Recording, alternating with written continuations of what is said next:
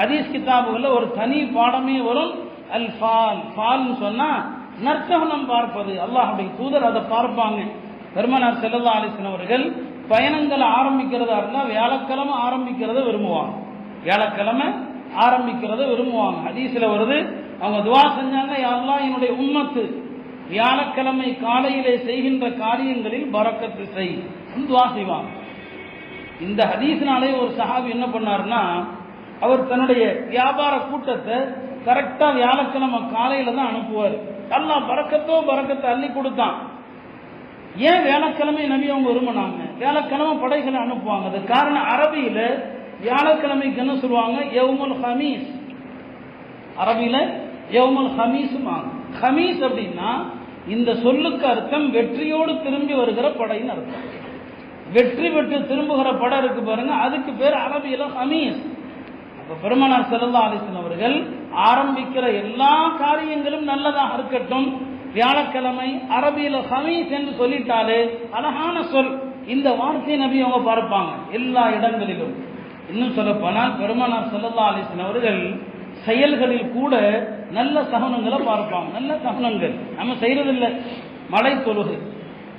மலை தொழுகைக்கு பெருமானார் ஸல்லல்லாஹு அலைஹி வஸல்லம் அவர்கள் கடுமையான பஞ்சம், மழை இல்லாம வறட்சி, அந்த மாதிரி நேரத்தில் மலை தொழுகை தொழுவாங்க. அப்படி மலை தொழுகை தொழுகிற நேரத்தில் பெருமானார் 2 காரியம் செய்வாங்க. 2 காரியங்கள், ரெண்டுமே என்ன? நன்னம்பிக்கையை விதைப்பது. மழை இல்லாம வந்தோம், மலையோடு திரும்புவோம் என்ற நம்பிக்கையில 2 காரியம் செய்வாங்க. ஒன்று, மலை தொழுகை முடிஞ்சதும் ஹுத்பா ஓதப்படுது அல்லவா, அந்த ஹுத்பா ஓதிக்கிட்டு இருக்கும் போது ஒரு பாதி அளவுக்கு ஒரு முக்காவாசி ஓதின பிறகு மேல போட்டிருக்கிற துண்டை பெருமானார் ஸல்லல்லாஹு அலைஹி வஸல்லம் திருப்பி போடுவாங்க. அந்த திருப்பி போடுறது 2 விதம் இருக்குது. ஒன்னு, வலப்பக்கமாக இருந்ததை இடது பக்கமாக, இடது பக்கமாக இருந்ததை வலது பக்கமாக இப்படி போடுவாங்க. இன்னொன்று, கீழே இருந்ததை மேல, மேல இருந்ததை கீழே, 2 விதமாக பெருமானார் ஸல்லல்லாஹு அலைஹி வஸல்லம் அவர்கள் துண்டை திருப்பி போடுவாங்க, துண்டை மாற்றி போடுவாங்க. இது எதற்காக நபி அவங்க அப்படி செஞ்சாங்க? உலமாக்கள் விளக்கம் தருவார்கள். பெருமானார் இப்படி செய்தது கூட, நாம் வரும்போது பஞ்சத்தோடு வந்தோம், அல்லாஹ் திரும்பி செல்கிற போது நம்முடைய நிலையை மாற்றுவான், நிலை மாற்ற வேண்டும் என்பதற்கு இப்படி அல்லாஹ்வுடைய தூதர் செய்வாங்க. அதனாலதான் மலை தொழுகையில பெருமானார் எப்படி துவா செஞ்சாங்க தெரியுமா? சாதாரணமா நம்ம எப்படி துவா செய்யறோம்? உள்ளங்கை வானத்தை நோக்கி இருக்குது, இப்படி கேட்டோம். ஆனா மலை தொழுகையில அல்லாஹ்வுடைய தூதர் இப்படி கேட்டான். உள்ளங்கை பூமியை நோக்கி வந்துடும், கையினுடைய மேல் பகுதி வானத்தை நோக்கி, இப்படி கேட்டாங்க. அதற்கும் உலமாக்கள் விளக்கம் சொல்லுவாங்க, யா அல்லாஹ் இந்த துன்பம் எங்களை விட்டு நீங்கட்டும். அப்ப எந்த துன்பம் நீங்கணும்னு ஆசைப்படுறீங்களோ அங்க துவா எப்படி செய்யணுமா? உலமாக்கள் சொல்லுவாங்க இப்படி அல்ல, இப்படி கேட்கணும்னு சொல்லி.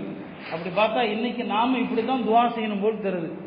கொரோனாவுக்கு மட்டுமல்ல, யா அல்லாஹ் எங்களை பீடித்திருக்கிற இந்த அரசும் ஒழிய வேண்டும், இப்படி துவா செய்யுங்க, தோத்து போயிடுவாங்க இன்ஷா அல்லாஹ். ஏன்னா நம்மளை பிடிச்சிருக்கிற துன்பங்கள் 1 இல்ல 2 இல்ல, ஒரு துயரம் அல்ல. மற்ற மக்களுக்கெல்லாம் ஒரு கவலைன்னு சொன்னா நமக்கு 2 கவலை இருக்குது. மற்றவங்களுக்கெல்லாம் ஒரு கவலை, நமக்கு நாங்க 2 கவலை. எப்படி உஸ்மான் ரலியல்லாஹு அன்ஹு அவர்கள் இறந்த போது அபூ ஹுரைரா சொல்லுவாங்க, எல்லாருக்கும் ஒரு கவலை, எனக்கு 2 கவலைன்னு சொல்லுவாங்க. யார்? அபூ ஹுரைரா. மற்றவங்களுக்கெல்லாம் ஹலீஃபா மூத்தாயிட்டாரு, கொலை போட்டுட்டாருன்னு ஒரு கவலை. அபூ ஹுரைரா சொன்னாங்க, எனக்கு 2 கவலை. ஏன்னா ஹலீஃபா இறந்தது ஒரு கவலைன்னு சொன்னா, பெருமானார் ஸல்லல்லாஹு அலைஹி வஸல்லம் அவர்கள் அவங்க ஹயாத்தா இருந்த காலத்துல அபூ ஹுரைராவுக்கு கொஞ்சம் பேரிச்சம்பழங்களை ஒரு பையில போட்டு கொடுத்துருப்பாங்க, துவா செஞ்சு கொடுத்துருப்பாங்க. அதுல இருந்து அவர் பேரிச்சம்பழத்தை எடுத்து சாப்பிட்டுட்டே இருந்தார் உஸ்மான் ரலியல்லாஹு அன்ஹு காலம் வரைக்கும். அப்ப யோசிச்சு பாருங்க எவ்வளவு பரக்கத்தான பை அது. பெருமானார் துவா செஞ்சு கொடுப்பாங்க. உஸ்மான் கொல்லப்பட்டது ஹிஜ்ரி 35.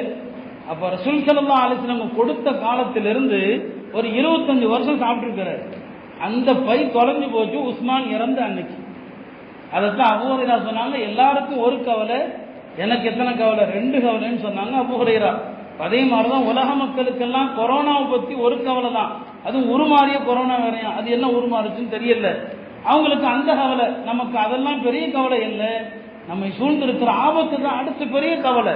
அதனால நான் சொல்றேன், இன்ஷா அல்லாஹ் எல்லா முஸ்லிம்களும் தனிமையில, பொதுவாக கூட தேவையில்லை, தனிமையில நள்ளிரவுல எழுந்திருக்கும் போது யா அல்லாஹ் எங்களை சூழ்ந்திருக்கிற இந்த அரசு மாறட்டும், இப்படி துவா செய்யுங்க. எத்தனை கணிப்புகள் என்னென்ன வரட்டும், அல்லாஹ் நம்முடைய இந்த கரங்களை வெறுங்கையாக ஆக்க மாட்டான். நான் வெறுமனை சொல்லல, உலமாக்கள் அனுபவத்தில் சொல்லியிருக்கிறாங்க, கஷ்டங்கள் நீங்குவதற்கு இப்படி துவா செய்யுங்கள். யாராவது மோசமான நோயில அல்லாஹ் பாதுகாக்கட்டும். நிறைய புற்றுநோய்களை கேள்விப்படுறோம். நான் எதிர்பார்க்காத சில விஷயங்களும் இங்க உட்கார்ந்து போது வந்துடும். அந்த மாதிரி புற்றுநோயை பாதிக்கப்பட்டவங்க இருந்தா அல்லாஹ்ட இப்படி கேளுங்க. இப்படி கேட்கறது ஒண்ணு இருக்குது. இது சாதாரணமா நன்மைகளை கேட்கிற துவா. யாரெல்லாம் செல்வத்தை கொடு, யாரெல்லாம் குழந்தை பாக்கியத்தை கொடு, இது நன்மைகளை கேட்கிற துவா. வந்துவிட்ட துன்பம் நீங்குது. ஒருத்தருக்கு புற்றுநோய் வந்துருச்சு, பெரிய துன்பம், இப்படி கேட்க சொல்லுங்க. இன்ஷா அல்லாஹ் அல்லாஹ் கபூல் செய்வான். நம்பிக்கை தான். இதெல்லாம் ரசூல் ஸல்லல்லாஹு அலைஹி வஸல்லம் அவர்கள் நமக்கு கற்றுக் கொடுத்தாங்க. மலை தொழுகையின் போது நம்பிக்கையோடு போங்க. துண்டை மாற்றி போடுவாங்க, இப்படி கையை வச்சு துவா செய்வாங்க. அல்லாஹுடைய தூதர் ஸல்லல்லாஹு அலைஹி வஸல்லம் அவர்கள் இதையெல்லாம் நமக்கு கற்றுக் கொடுத்தார்கள். ஆக எல்லா நேரங்களிலும் இந்த நன்னம்பிக்கை தான். ஒரு சஹாபியை